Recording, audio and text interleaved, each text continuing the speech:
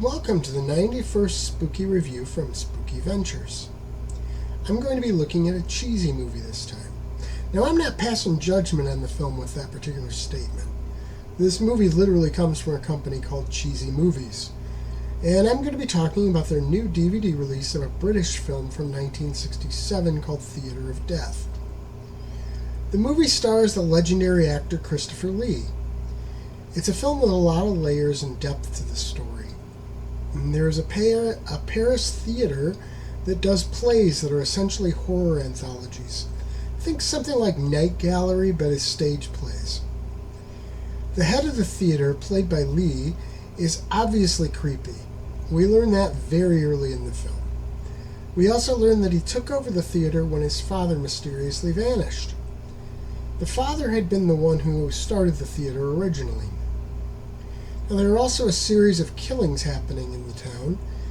In each case, some kind of knife was used to puncture the neck of the victim.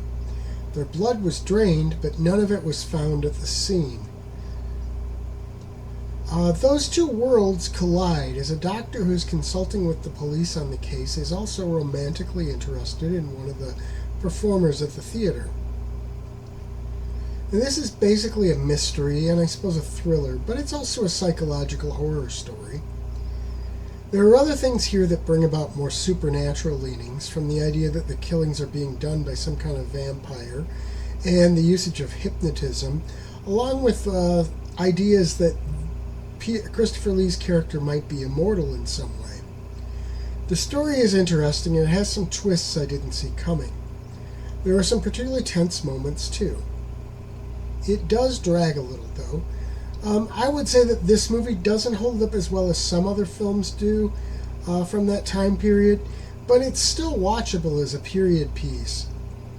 I don't know if I'd really call it a horror film, but then again, that label applied to a different type of movie back in those days. It's definitely spooky, though. There aren't really any bonus features to speak of. The movie print has a couple of quick issues, but overall it looks good. You really can never go wrong with Christopher Lee, and the rest of the cast is very talented too. So it's certainly worth the time. Spooky Ventures is the home for spooky content and spooky merchandise on the web. Check it out today at spookyventures.com. And remember, always keep it spooky.